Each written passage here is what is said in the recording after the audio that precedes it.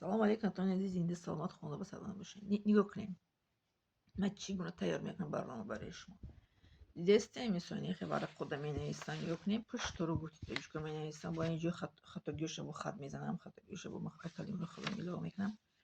ببینید چقدر برای قرآن اول می نویسم، با یک تکته میخونم، خط گوشه با استرن اسلام میکنم. دیگه جو میسوکی درست و درسته. ببینید چند خبر خود میکنم.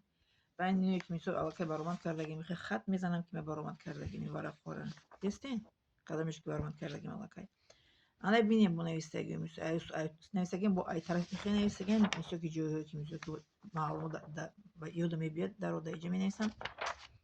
ببینیم چقدر زحمت میکشم یکی شما باشین قدردانی نمیکنی، نه لایک میمونی، نه کامنتری در مرا می دوری میکنی، هیچ شما ای طرف شما نمیبینید. چی به شما خیلی میگن که وطندار عبود میکنم و بر خاطرشون قدر مهنت میکنم. اما یک انسان قدر معلوماتای جالبه یک کتاب نمیگیره، ما چند چیز خونده نویسید چی میگن جمع کرده با مغز چیزا به شما میتیم. شما به طرف نه لایک میمونی، نه поделиться میکنین، نه подписаться میکنین در چیزی من چی میگن. اینا رو همش ببینید دیگه چند ورق شینه ببینید. حالا اینا رو ما تایید کردیم، ولی اینا رو ویدیو کردیم نیست. اینا رو ویدیو آینده میشه ان شاء الله. اینش هم ویدیو آینده میشه. دستین کدامش که خط زدگی نیستم بالاشه اینو این خیلی انیشه وای کدگی این خط زدگی میره значит съемка کدگی дестин خط زدگی انیره съемка کدگی من بالاشه ولی съемка کدگی نیستم. کدام که خط زدگی نیستم انا با نگاه کنین. من خیلی پیچت کدگی با این شعر رو با شما باید بخونم تاجیک کده همین اینه طرف شعر پیچت کدگی برای شما را این خیلی چیزا ببینین. اینا ها دستین این خیلی چیزا съемка کدگی چی میگم پیچت کدگی شما شعر رو اینا رو با ویدیو میکنم در آینده ان شاء الله. دیدین چند تا پیچت کردگی، دیدین چند تا پیچت کردگی برای شما. خیلی میگن کو چیزی به پول قدر نداره. بله به پول قدر نداره، برای که من شما رو میتیم با شما سوم یوتیوب نمیگیرم. من خیلی چیزی به پول قدر نداره. اگر که من اگر سوم میگرفتم کو قدردانی میکنین. اما بلاگرایی که سوم میگیرن هم چی میکنن لایک میمونن، کامنتری مینویسن. همشون قدر اینه با شعری که پیچت کردگی مال با شما میخوام شعر رو. هم آدمایی که بلاگرایی که پول به دست میارن کو با همونا رو آدما چی میکنن لایک میمونن پادیسه میکنن. مرا هیچ کس مرا بغیر از عیبجویی بغیر چی میگن کمبودجویی مسخره کنی چیزی از شما نمیگیرم. کامنتری خول یا نگاه اون چی نمینویسین، نه رحمت میگین نه دوری میکنین. دیدین نه چند تا ورقه نگاه کنین. شما این قدر نمیفهمین که این آدم مهنت میکنه. ببینین این هم ما با دست می نویسیم نگاه کنین. دستین نمی همه چیزی منه. نمی همه ویدیو آینده روسیشم تاجیکیشم من می نویسم.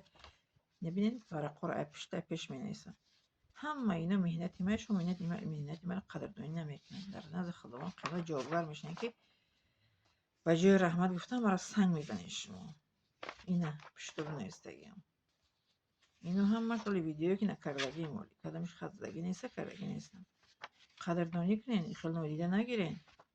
میگم وطندار عبود میکنه. پرزیدنت محترم رئیس جمهور میگه که وطندار عبود میکنه که ما در غیرتا بیرون هستیم برای شما قدر ویدیو میکنیم که شما رو از روحی بد ما میخوایم که برگردانیم تو اینکه چی میگن کاری بد نروین، از اینو دست کشین، از خود رضایی دست کشین. ما شما رو قدر ویدیو میکنیم که احترام پدر و مادر رو به جای بیارین، عبادتاتون نکنین. مثلا کسی که رمضان که گیری با عادت کنین که دشنه پنجشنبه روزه بگیرین. اینا 6 روزه رو میسو روزه بگیرین. من 6 روزه رو یک روز کردم، روز الکی نیت کردم 6 روزه رو ان شاء الله. ما شما رو فقط چی میگم با طرف نیکی وای میکنیم، راهنمایی میکنیم.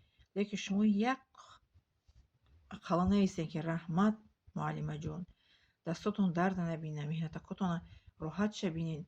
یکی جو میسته و گپایی که اینا جو میسته اینا جو میسته. یک گون چی میگن دیگر زنها رو من ببینم از دیگر چی میگن از این قرقیزستان، قزاقستان، ازبکستان چقدر اونا رو دستگیری میکنن. یا که میسو این خودمانم تویش کارم کسایی که میسو که غیری میسو این نصیحت ها رو میبینم همین قدر لایک های بسیار دارن، همین قدر چیزا دارن.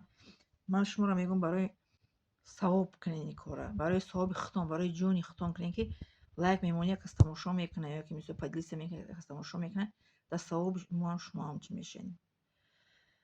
می‌داره انشالله خوش میشین. برای همین شما قدردانی کنین. شما نشمه که چی میگن زنده کشی مرده پرور شه، ولی که ما مردیم ما رو همون شاگردامون دعقمون دعای خیر میکنن. شما هم که دعای خیر نکنین آدمای کمیتری خوب نمینویسین. کسانی که کمیتری خوب مینویسین الله تعالی شما راضی باشد، همیشه خوشبخت باشین. از شما میندارم کسایی که کمیتری خوب مینویسین. اصلا الله تعالی شما را کمولی و سرتون آیه هیچ گفت چشمتون نبینه دلتون هم نبینه، چشمتون گرد نبینه دلتون درد نبینه. انشالله کسایی که کمیتری خوب مینویسین، کسایی که کمیتری خوب نمینویسین نویسین کمیتری خوب و خاطر خدا نویسین.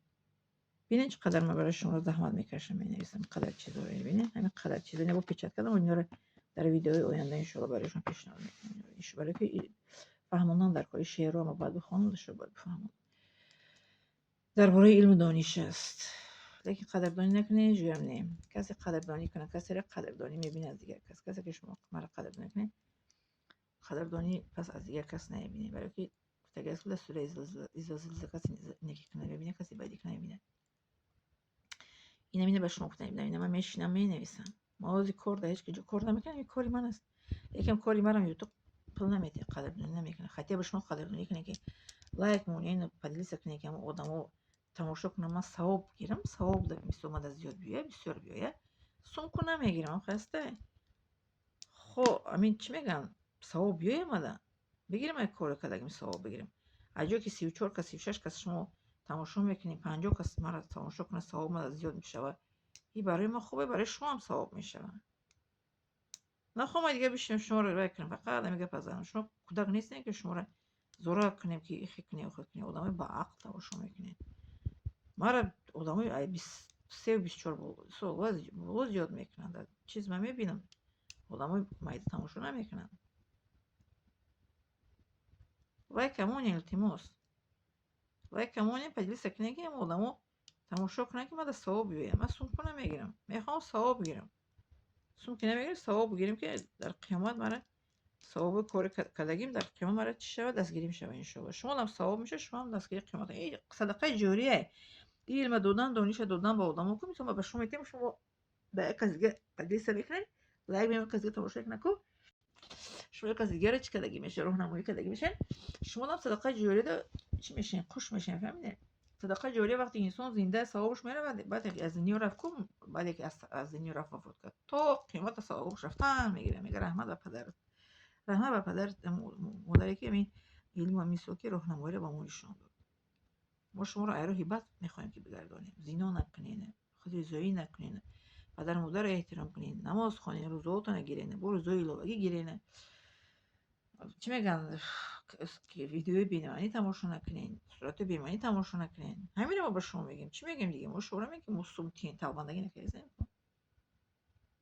وای کمون پدیس کنین پدیس کنین التماس میادرمش.